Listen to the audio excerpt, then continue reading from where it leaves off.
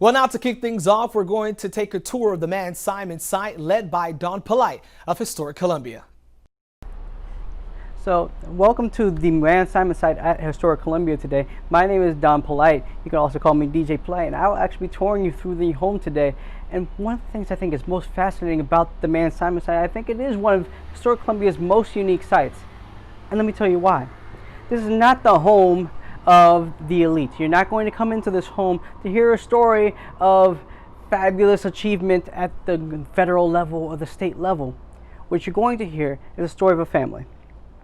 An African-American family who were able to start from enslavement, find their own freedom, purchase property, and maintain a property in the city of Columbia from the 1840s through to 1970. So we're talking about a single African-American family maintaining property here in the city of Columbia through the end of enslavement, through the Civil War, through Jim Crow, up into the Civil Rights Movement.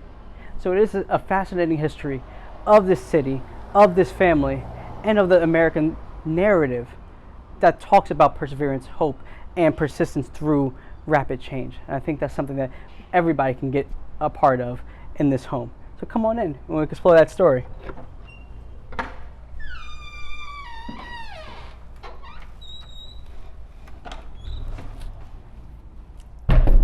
If you'll join me, we're actually going to head over to the front parlor where I can tell you a little bit more about Ben Delane and Celia Mann. So if we're going over here, Ben Delane and Celia Mann actually were born into enslavement out in Charleston, 1799, 1800 respectively. And what is really fascinating about both is Ben Delane was a boatman. Celia Mann was a midwife. And through his work as a boatman, traveling through Charleston, through Columbia, and back and forth carrying goods, Ben Delane was eventually able to purchase his own freedom. And with that, also purchased the freedom of Celia Mann. And so they actually came up to Columbia where they were able to purchase this house. Over here, we actually have a letter in 1843 where Ben Delane is transferring the property ownership to Celia Mann herself. And so we're thinking about Celia Mann then in 1843, not just as a free woman, not just as a married woman with freedom, but also as a property owner, an African-American woman property owner at a time of rampant enslavement throughout the city. So we think about the city of Columbia specifically at that time period.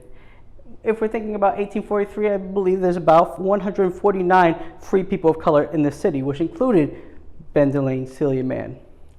That number actually doesn't change over the years much. Prior to the start of the Civil War, that number only increased to about 301. So we're thinking about what are the interactions of this African-American family as free people in a city surrounded of them with enslaved African-Americans at the same time. Now, if we get over here though, we have an image of Celia Mann's daughter, Agnes Jackson, who is the one who actually inherits this property. And what is very fascinating about Agnes Jackson is that she uses this property, like many African Americans throughout the South, throughout the country, as not just a place to call home, but as a place to build wealth for their family, for their community. And so when we think about Agnes Jackson, she was a very industrious and entrepreneurial woman. So I want to show you how this property helps her do that. Over here we have a series of maps of the property line, largely fire insurance maps, from 1904, 1910, and 1919. And right here in the center of each one is the property in which we're standing. But we'll also see all these other properties around it. These were all properties that were owned by Agnes Jackson, her sons, the Mann-Simons family, which they were used for things like a grocery store, or a lunch counter, or dwellings in which people could rent the property.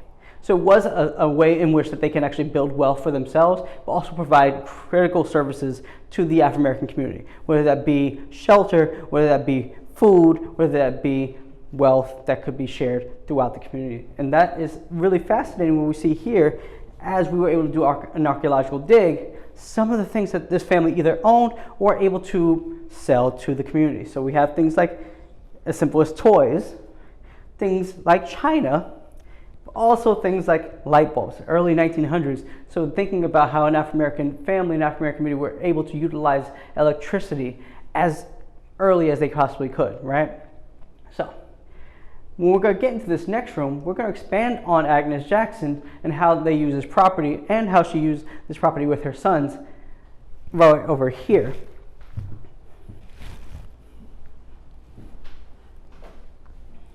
So if we actually come over here, we have an example of a lunch counter that would have been operating at the time. It's not an image of the Mann-Simons lunch counter, but one that would have been very similar to the one that they had. And over here, we have many of the goods that they actually were able to sell there. Again, yes, we have china, we have things like cutlery, we have things like spice bottles, and of course, things like toys. Now, it has a very important aspect of African American community life to think about how they were able to come to this spot, this part of the community, and find something like a place to come and get some food, a place to come and get spices, a place to come and congregate and actually feel at home that they can actually purchase goods at a time of rampant disenfranchisement and segregation. What this space could have meant for the African American community at large. And besides actually providing goods, perhaps, we have other ways that they were able to use their status and give back to the community. So we have an image over here of First Cavalry Baptist Church, where both sons, John Lucius Simons Jr. and Charles Simons, were deacons. And we understand at that point in time, First Cavalry Baptist Church being the first African American church formed here in Columbia, that the church actually was a central place, again, for congregation for African American community to find a place of communal worship, find a place of communal gathering, and perhaps find a place of communal building up or building of their communities in other ways. And the Mann-Simons family were always in the center of much of that. So yes, they were able to operate perhaps the grocery store and the lunch counter. They were also able to participate in things like the African American church, but also do things like be part of the planning of the 1894 Emancipation Anniversary Celebration or the 1892 Color State Ball. Also do things like participate in the Vigilant Fire Company, largely a volunteer African American fire company at the time. So thinking of the ways that African Americans not just amassed wealth, not only participated in religious life, but also took part in volunteer organizations for the protection of their own communities. At a time where perhaps there wasn't as much government protection of their communities at the time. And as we continue to walk into the next room, we'll think about that connection between, yes, amassing wealth and giving back to the community, but also protecting what you have. And we'll explore that more in that next room as well.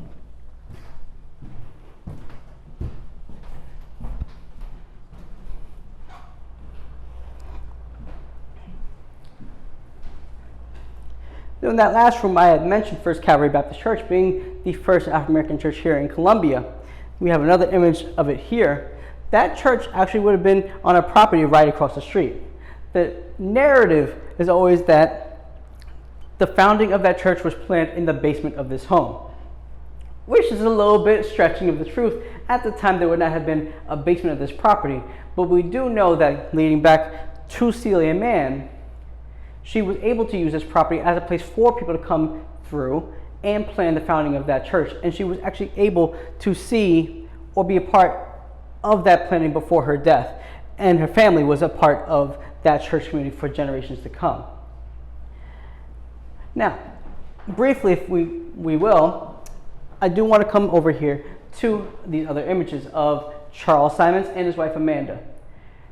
If we can see, we have other things over here like a 20-pound iron or shears. Why? Because both Charles Simons and Amanda were a tailor and a seamstress. Think about the multiple ways in which this family were able to try to find occupations that were available to the African American community, which was largely what are the ways in which we can provide services to the African American community that would not be otherwise given to them at a time of discrimination or segregation. So how can we provide food? How can we provide shelter? How can we provide actual personal services like creation or tailoring of clothes? And this family would be a part of many of those occupations. We have also over here a replica of a radio from the early 1900s. Now this, of course, is not an exact original from the home, but through the archaeological dig, we were able to find pieces of a radio just like this, and we were able to get a replica of it. Now, of course, what is fascinating about this family is we would not find perhaps a piece of one radio, but a piece of several radios. Just like today, where every year there's the iPhone X7 Z22. I'm not sure where we're up to anymore. This family would also get newer versions, newer upgrades of the technology of the day. Yes, as a demonstration of material goods, that they can actually have the comfort to do that, but also as a source of pride that yes, as an African American family at this time, we have the capability to get the things that anyone else of the time of hard work and thrift should be able to afford and should be able to gain for their own families. Now,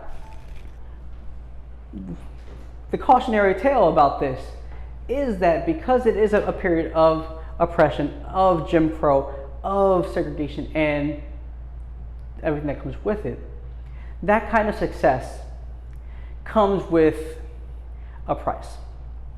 Largely, if we're thinking about an African American family like this that was able to amass success and wealth, that might come with intimidation from other individuals, perhaps racist individuals from the community.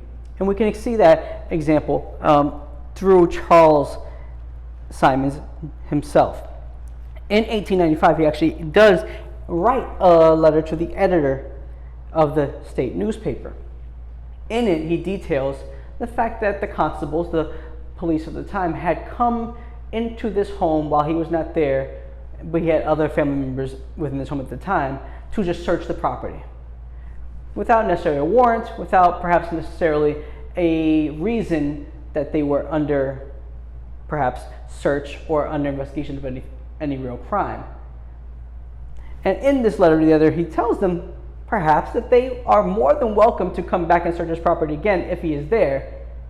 The caveat being that they should be prepared to bring a wagon because somebody might not get home safely that night. Now, we may perhaps think of this as a sense of humor, but it was a sense of real, perhaps, threat that he was issuing, that I have and my family has amassed this, and we understand the threat of our success has upon the actual order that you want, perhaps a racial order where we are not supposed to achieve too much, or perhaps you are trying to remind us of our place. But we will go to not whatever, but we will go to means to protect the success that we have been able to amass for ourselves. And so we actually do have over here an example of perhaps a .22 revolver on the side of this house in the grocery store. We're able to find several examples of different ammunition of different calibers. So thinking about African American community going to protect themselves, protecting what little they had, what little they were able to build at a time when that might be under threat at any given time. This room is where we start to talk a little bit more about voting rights. And when Historic Columbia is actually open to the public and public health dictates that it is safe to do so, we'll continue this tour in its entirety. But the importance of this room, as we can see through images here and over here, is that once the barriers to voting in places like South Carolina start to fall, that many of the African community are active participants in the democratic process. And what this room tells us, in the entirety of this entire home, is the dedication of many individuals of the African American community to take advantage and be an active part of American society. Whether it be starting from Ben Delane and Celia Mann, enslaved individuals who were able to earn and purchase their own freedom and purchase land, to actually expanding that land through the families Agnes Jackson, John Lucius, Charles. What other ways in which they could actually, yes, amass property, yes, amass wealth, but do things like also give back to the community through the church, give back through volunteer organizations like the Freemasons, like volunteer fire departments, to yes, provide a service and also protect what little African Americans gain time and time and time again, in spite of oppression, in spite of deprivation of rights, in spite of individuals who are willing to use the threat of violence or actual violence, political and physical, to beat back their hard work, to beat back what they're aiming for. That time and time again, this family and many African American families were able to and willing to put in the work, put in that hope that they can actually achieve the American dream. And that is a story that Historic Columbia chooses to tell now. And that's a story that we all understand well. That in communities throughout history and to this day, that there are people who have continued to be a part of the democratic process, to be a part of the American dream, whether it be through business, through service, through politics. And that is a story that we all will continue to wrestle with, whether we are African American or not. And here at Historic Columbia, we'll continue to think about the ways in which the legacy of families like the Mann-Simons can inform us where we have been and where we continue to have to go. And so we welcome you to come back to our properties, whether that be virtually in the next coming days and weeks, and in the future, physically again. We look forward to having you. Bye.